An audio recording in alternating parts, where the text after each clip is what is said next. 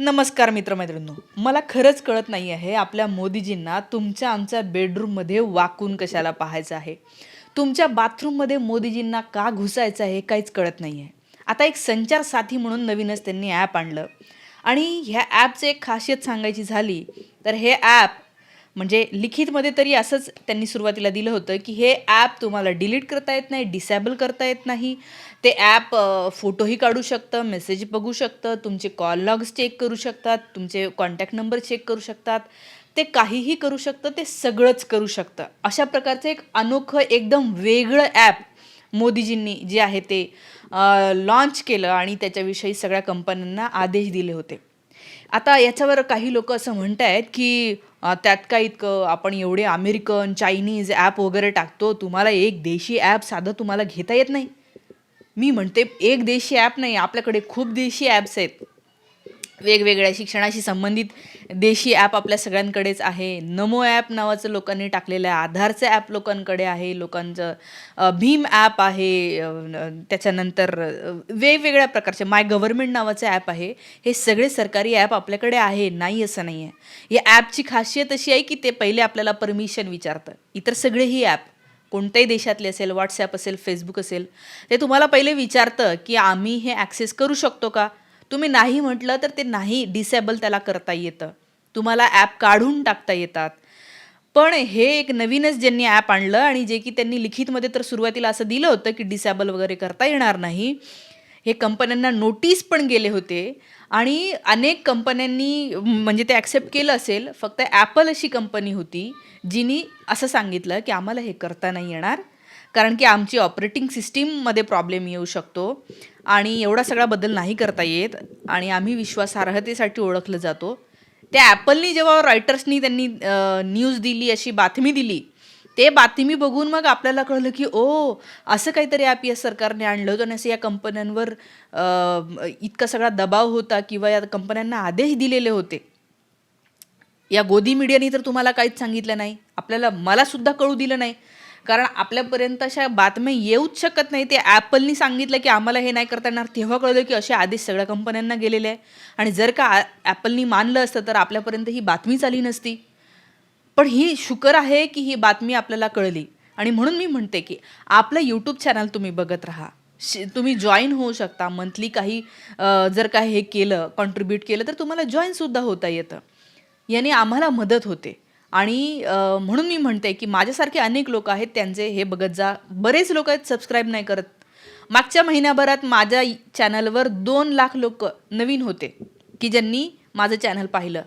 पण सबस्क्राईब फक्त 5,000 लोकांनी केलं आहे मागच्या एका महिन्यात. मला तुम्ही सांगा हे काय आहे? म्हणून म्हणते सबस्क्राईब करा. असं म्हटलं जातं आहे की हे ॲप म्हणजे डिजिटल अरेस्ट आहे. हे ॲप म्हणजे भारताचा नॉर्थ कोरिया यांना करायचं आहे. कोरियाचं मी तुम्हाला सांगते, इतकी भयंकर डिक्टेटरशिप आहे की भयानक. तुमच्या मोबाईलचे दर 5 मिनिटांनी स्क्रीनशॉट निघतात कोरियामध्ये. दर 5 मिनिटांनी स्क्रीनशॉट निघतात आणि ते सेव्ह होतात एका फोल्डरमध्ये. ते फोल्डर तुम्हाला नाही बघता येत, ते फक्त सरकार बघू शकतं. इतक्या भयंकर पद्धतीने ते सरकार इथल्या नागरिकांवर निगराणी ठेवून आहे. या कोरियाचे कुठलेच लोक व्हिडिओ बनवत नाही, ते कुठेही व्हिडिओ टाकू शकत नाही. चायनामध्ये पण असं एक आणलं होतं असं म्हणतायत, पण ते लोकांनी विरोध केला त्या सगळ्या गोष्टीला. आता भारतामध्ये हे असं करू पाहत होते. लोकांनी खूप विरोध केला. काल अनेकांनी व्हिडिओ बनवले, अनेकांनी प्रेस कॉन्फरन्स घेतली आणि म्हणून मग ते आपले टेलिकॉम मिनिस्टर ज्योतिरादित्य सिंधिया महाराज म्हणायला लागले की नाही नाही, ते तुम्ही डिसेबल करू शकता, तुम्हाला पाहिजे असेल तर ठेवा, नसेल तर नका ठेवू. हे बोलत आहेत फक्त. आता अंधभक्त तुम्हाला सांगतील की असं करू शकतो. लिहून दिलंय का म्हणावं, त्यांना म्हणा कागदावर काय आहे. कागदावर तर प्रेस इन्फॉर्मेशन ब्युरोनी जो बातमी दिली होती त्याच्यात असंच होतं. नंतर लोक विरोध करायला लागले म्हणल्यावर की डिसेबल करू शकता असं ते म्हणाले. पण कागदावर ते आलं पाहिजे. मी तर म्हणते जेव्हा कागदावर येईल तेव्हाच आपण खरं मानूया.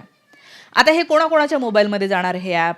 तर हे ॲप सुरुवातीला असं होतं की जे कोणते नवीन मोबाईल तयार होतील त्याच्यामध्ये ऑलरेडी प्री इन्स्टॉल्ड काही ॲप असतात ना मोबाईलमध्ये, ऑलरेडी असतात, घ्यायची गरज नसते.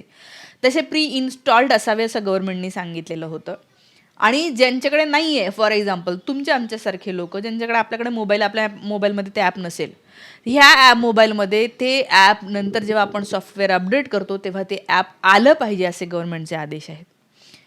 हे म्हणजे जासूशीच आहे. पेगासस नावाचं हे टाकलं होतं त्यांनी.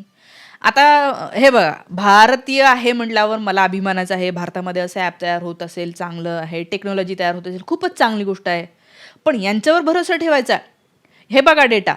आधार कार्डचा यांनी 815 मिलियन लोक, 815 मिलियन म्हणजे काय? मिलियन, 1 मिलियन म्हणजे 10 लाख. इतक्या लोकांचा, 815 मिलियन लोकांचा डेटा, आधारचा डेटा त्यांनी लीक केला. यांच्या लोकांनी लीक केला म्हणजे काही नाही, यांनी हे केलं आहे आणि तो इकडे तिकडे वाटला. तो वाटला नाही, विकला. तुमच्या आमच्या मोबाईलवर नाही का मेसेज आहेत वेगवेगळ्या कंपन्यांचे, आपल्याला असं वाटतं ह्या कंपनीचा मला मेसेज कसं काय आला?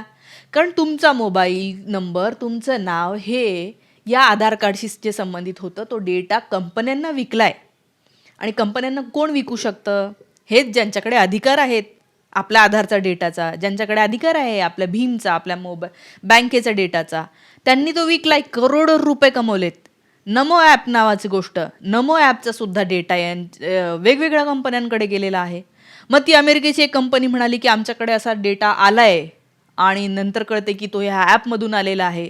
म्हणजे त्या बाहेरच्या देशातल्या कंपन्यांकडे डेटा जातो आणि मग ते काहीतरी कोणीतरी तिथला इंटरव्ह्यू देता देता म्हणतं की असं भारतातल्या एका ॲपकडून आम्हाला माहिती मिळालेली आहे. तेव्हा आपल्याला कळतं, अरे नमो ॲपचा आपला डेटा त्यांच्याकडे गेलेला आहे.